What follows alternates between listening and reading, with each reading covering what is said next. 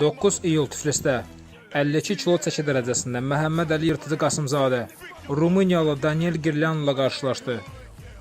Bizim boksçu üçün bu döyüş ən ağır oldu. Rumıniyalı Soloxay ayaqlarını qoşanda çətin hədəfə çevrilirdi. Bizim boksçunun yalnız bir şansı var idi. O da yaxın məsafəyə girib rəqibin korpusunu dağıtmaq.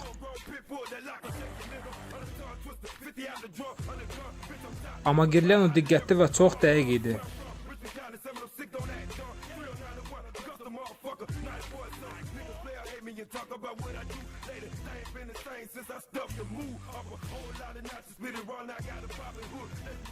Yırtıcı yaxın döyüşdə aperkotları bədənə sancır və bu epizodlarda Rumuniyalının işi çətinləşirdi.